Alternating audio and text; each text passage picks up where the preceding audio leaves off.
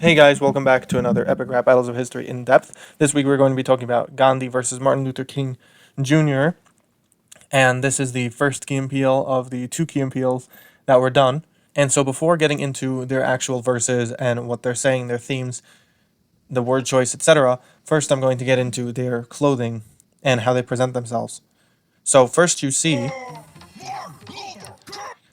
Martin Luther King, and obviously he has the sort of black and white background. Now, that's not any reference to like black and white segregation, but rather because during that time, Martin Luther King's famous speech was of "I Have a Dream" was in black and white, as was all other televised events back then, because televisions were in black and white during his time. And so that's why when you would like see him through a screen like we're doing now, you would see him in black and white. And you could see, as opposed to Gandhi, he has a suit on and he looks well dressed and prim and proper. That's not only because that's how he actually dressed, so they wanted to be realistic. It's also because Martin Luther King Jr. was trying to appeal to the white sensibility. So to say that the black people were also can also be a higher class and should be seen as equals. Look, I'm wearing a suit, I'm prim, I'm proper. As opposed to Gandhi, who is wearing very minimal clothing. He just has small cloth around his chest, and he has the cloth around like looks like shorts and sandals. And that's because even though Gandhi was actually born into a wealthy family, he had made a point of trying to dismantle the caste system of people being permanently in different sort of levels of society. And in order to do that, he shelved all of his fancy clothing and amenities, and he would just go around in very minimalist clothing and ate very little, drank very little, did not indulge as much. And so fundamentally, he's doing something very different than King was trying to do. And as well, you can see that they're doing the stereotypical hand waving that Indians do, and as well as the head bobbing. You'll notice people moving their heads up and down, side to side, and diagonally, especially diagonally. The farther south you travel down the country, the more prevalent the head wobble becomes. We are now in Tamil Nadu, as far south as you can go, and heads are bobbling everywhere. Okay, thank you. Have a nice day. Thank you. Thank you. Thank you very much. So the first thing that Gandhi is going to say is, so you want to battle wits, see who's the better pacifist? I fought the caste system, but you still cannot touch this. So when he says you want to battle wits, as opposed to violence, because both Gandhi and Martin Luther King were anti-violence, and instead of having violent revolutions, they had non-violent revolutions, which were almost unheard of until Gandhi's time. And so he's saying you want to battle with your wits instead of like by throwing fists, and see who's the better pacifist, which is a little bit of an interesting thing to say when you're having a battle. If you're being a pacifist, generally you want peace, and so you want to calm the situations down and not have them escalate. But obviously both of them got their results through some kind of altercation. Even though that it wasn't a physical altercation, they were still going up against people. They're still going up against enemies, and so therefore now would be sort of an appropriate time. We're not going to throw hands, but what we are going to do is we're going to use our wits. As I said before, he fought the caste system. He wanted it to be that people weren't permanently in any kind of class. How you were born would not dictate who you are. And for that purpose, Gandhi, though he was born into a higher class, shed a lot of that so that he could mingle along with the masses. So he fought the caste system, but you still cannot touch this. So the caste system was very strict. People in some castes and some societies were not even allowed to touch people of a different caste. It was completely separate. And so he's saying, but even though I fought the caste system, you still can't touch this. You can't get to me. It is also a reference to MC Hammer. Can't touch this.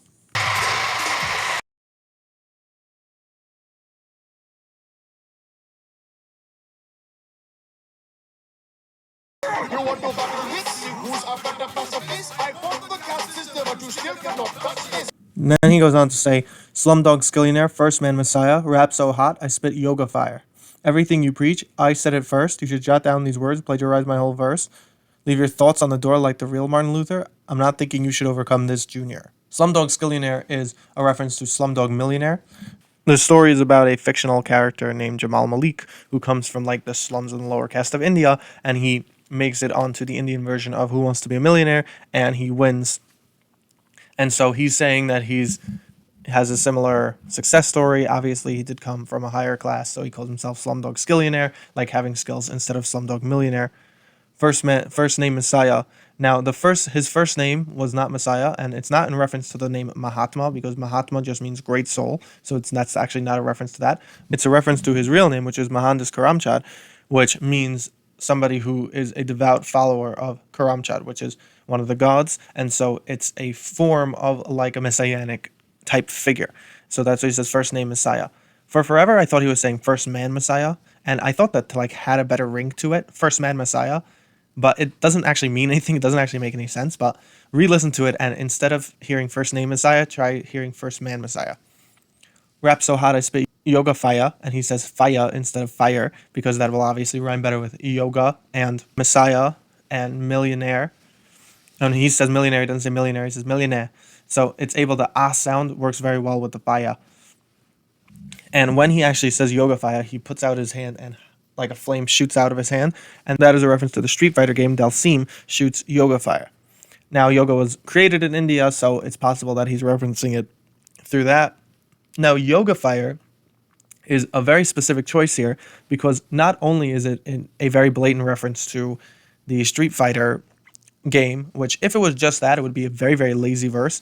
I don't like when they have verses that are just a call out to something else and don't mean anything towards themselves. If he were just to say Yoga Fire, just to reference the Street Fighter game, it wouldn't make any sense through him. Like, it's not a brag about him, about Ghandi, and it's not a diss against King. However, since yoga is inherently in order to calm people down and meditate and be able to, let's say, see clearly through the fog, that was Gandhi's idea. And part of the way that he would go and fight the British power would be to do it very peacefully and try to see through the differences clearly. He's saying that everything that you preach, I said it first. I was the first one who did it. Now, Gandhi was a couple of years before King. India became independent in 1947, and King was killed in 1963. And so there was a good span of time between Gandhi and Martin Luther King. He adopted a lot of his ideas, like boycotting, striking, marching. All these ideas were originally Gandhi's, and then King took those ideas and he applied it to the United States. You should jot down these words and plagiarize my whole verse, is because King would generally jot down little pieces and little notes in order so that he could better speak at rallies and marches. And when he says plagiarize is because his famous I Have a Dream speech, it's debated exactly if it was plagiarized or just modified, but certainly a large portion of it was taken from Archibald Carey Jr. at the Republican Convention in 1956. It was taken from there, where he also spoke about having a dream. Then he goes on to say probably one of the weirdest verses, at least to me, in the entire ERB. Leave your thoughts on the door like the real Martin Luther. I'm not thinking you should overcome this, Junior. I don't get the point of like leaving his thoughts on the door, how that is a diss. Maybe he's saying that like just don't even talk to me, don't even rap, just leave it at the door. But I don't see how it's actually an affront to King in any real meaningful way. When he says like the real Martin Luther, that's because King's name was actually not Martin Luther King Jr. It was just Martin King Jr. and his father gave him the name Luther later. So you're not a real Martin Luther. Leave your thoughts on the door like a real Martin Luther. Like, so what? So that Martin Luther left his name on the door and you're not? So therefore you're not good or not as good as Martin Luther? Martin Luther was a monk who wrote a 95 thesis against the church because they would give out money for indulgences, and so he fought against them, and therefore the Reformation began because of him. And so he's saying that you should leave your thoughts on the door like him. Something, maybe, and then you would have been more successful, or maybe I wouldn't have to battle you. I'm really lost here. I'm not thinking you should overcome this, Junior. I always thought that meant, like the first time I heard it, I was sure that it meant you shall not overcome this junior like me. You shall not overcome this junior. I'm a junior, and you're not going to overcome me. But that's not what he means. He means you shall not overcome this junior, like he's talking to him and calling him junior, meaning that he's just a young guy. King was killed when he was only 39 years old, and Gandhi's activism took place after that. So he's calling him a junior, and you don't know what you're doing. You're just kind of like a kid. But he's not saying you shall overcome this junior. Since he is addressing the person as junior, I think there should be a comma after the word you shall not overcome this, and then a comma, and then the word junior. And they don't have that here, so it seems like it's one thing. You shall not overcome this junior, like I'm a junior. But whatever, that's not what it means.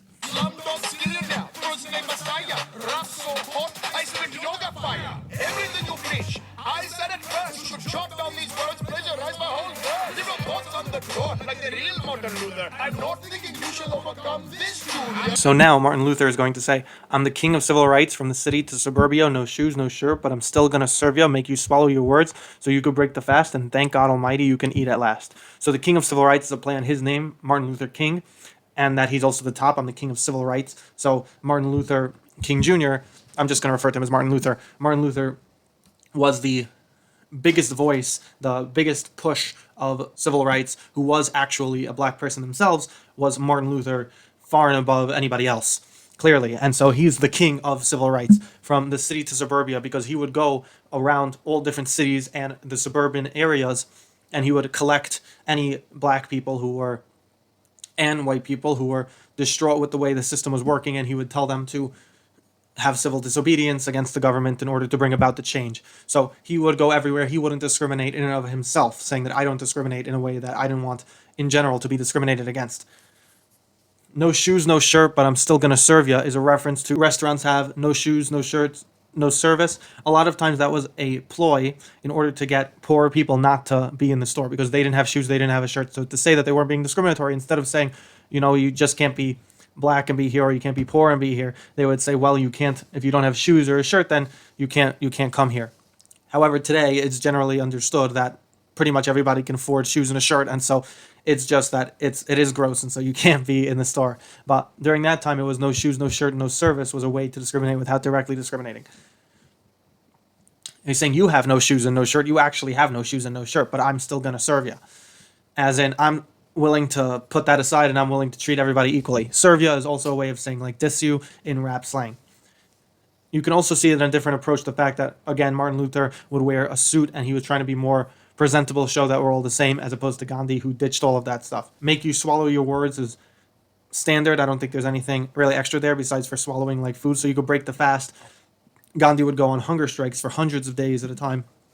Obviously not in a row, you would eat little bits throughout the day, but the idea being that he would go on tremendous hunger strikes along with his followers in order to civilly protest the government. So you can break the fast, and thank God Almighty you can eat at last.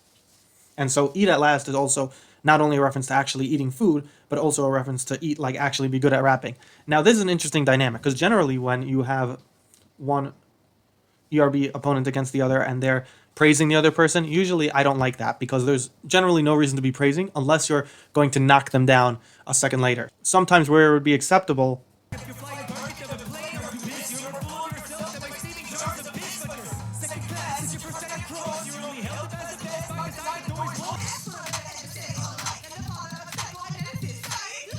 so you see in those cases where they praise them, but then immediately they took it back. But sometimes they'll praise them just for the sake of praising them, and I don't understand the purpose of it or why they do it.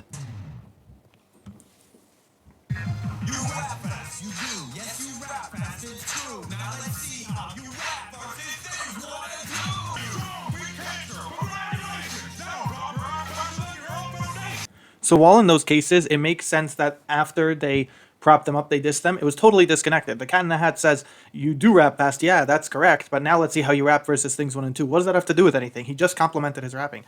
And then you have Babe Ruth saying, go ahead, beat cancer. Congratulations. Now I'll drop you faster than your own foundation. Like, what is that? Again, it has nothing to do with beating cancer. But here, it makes sense in essence, because this is the type of person Martin Luther would be. He's saying, I want you to break the fast. He's going to say later, I admire the way you broke the British power. And even later, they're going to actually make up together. So this is an interesting dynamic where it actually makes sense for him to be complimenting him. A similar thing can be seen in Mr. Rogers versus Mr. T.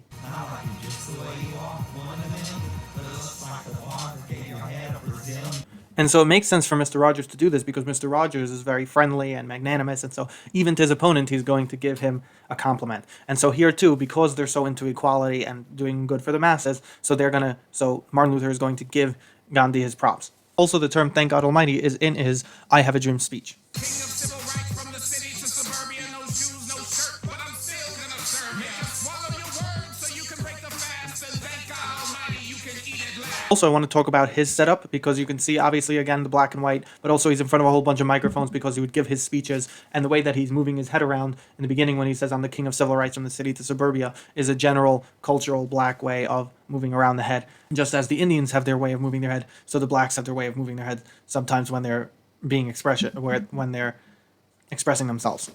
Now he's going to say, I admire the way you broke the British power, but I have a dream that one day you'll take a shower. Like the H in your name, you ought to remain silent, flatten your style like bread, non-violence.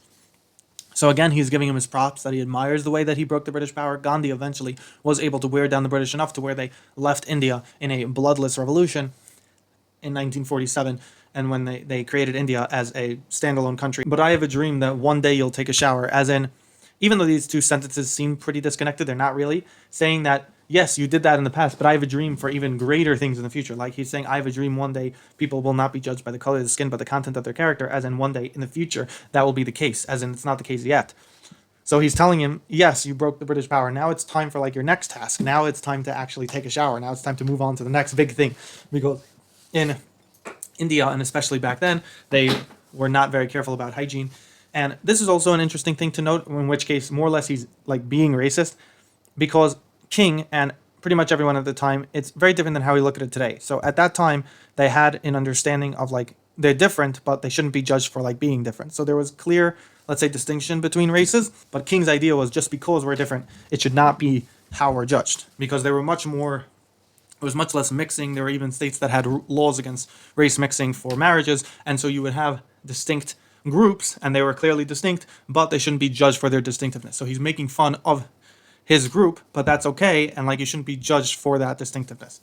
If that didn't make sense, that's okay. That's a little bit of a deeper point, whatever. So the H in the name Gandhi is silent. He's saying that he should remain silent. I don't really understand that so much. Maybe he's making fun of the fact that in Hindi, the name would not actually be, you would actually pronounce the H, but he's saying more people speak English, so the H is actually like silent in English, so like how we won, the English are still kind of ruling over you. But that's pretty deep, and I doubt they were really going for it. It's just, oh look, the H is silent in your name, so you should be silent. So that's a little bit silly, but if it's the former, it's actually a really good line, saying that the British still have power over you. You think you got out of that? People are still calling you Gandhi, like they're still not pronouncing the H in your name. So you should just be a little bit humble, and you should stay quiet. Flatten your style like bread, non-violence. I don't really appreciate that, because when he's saying like bread, generally bread is not flattened, but Indian bread is flattened. And so the point of the diss is sort of not in and of itself, and then it has another layer under it. The point is the layer. Like it doesn't make sense on its own. If you said flatten your style like bread in and of itself, that would not make sense. But once he says like bread, non-violence, as in non-bread, which is Indian bread, which is very flat, then it makes sense. But I don't appreciate that, because it's not a double entendre really. It's just to say that non-bread is flat bread, and so I'm going to flatten your style like your flat bread. That's more or less what he's saying. Flatten your style like your flat bread, as opposed to like bread, which is flat, also non-violence, also another thing. The double entendre comes from the violent part, where he says non-violence, in which he and King both engaged in non-violent acts in order to create the revolutions, which was in and of itself revolutionary at the time, to be able to stand up to, quote-unquote, the man in a non-violent sort of way.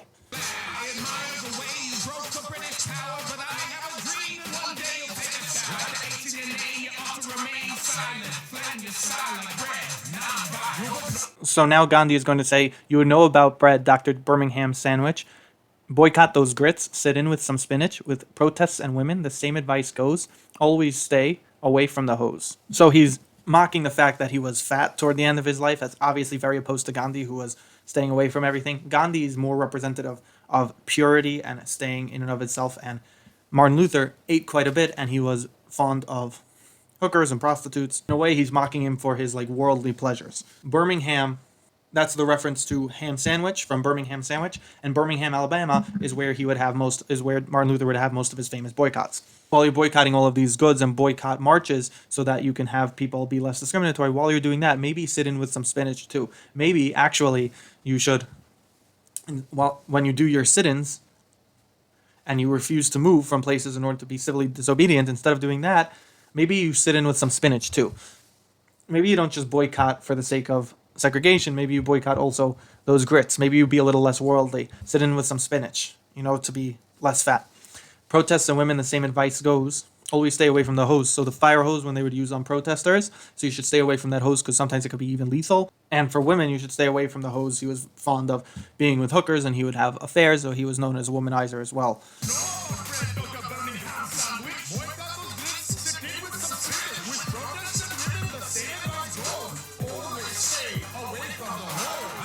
I'm not sure why all these people are gathering around him. Maybe it's to show like he had a whole movement behind him, but it's a little bit like weird. Yeah, I kind of know that already. That's like showing Michael Jordan with like his team I don't know. This is just a little odd to me. Unless they needed some way for Peter to make a cameo and Lloyd to make a cameo by Martin Luther, but that's also weird. Like, they've had plenty of battles where they don't have them. Martin Luther says, I've got so much street cred, they write my name on the signs. I'd ring you for tech support, but I got a Nobel Prize. The way he says I've got so much street cred is in a very over-the-top sort of flamboyant way, which is generally not how Martin Luther actually talked, but the way he would give his speeches and the way we associate with him now. And so he says, I've got so much street cred, they write my name on the signs, like in the over-the-top sort of way, and the way some black pastors do it today. And it's true that they write his name on a lot of the signs. Martin Luther Boulevard, Martin Luther King Jr. Boulevard, all of these names in reference to him. Ring you for tech support because Indians are known for tech support and also Indian scam calls. So he's saying, what came out of your country at the end of the day? You have Indian scammers and just people that are just helping for tech support, people you get upset at. I'd ring you for that, but I got a Nobel Prize. So there's like no bell. So there's no ringing, and also Nobel Prize, the fact that he got a Nobel Prize, and as opposed to Gandhi, who did not.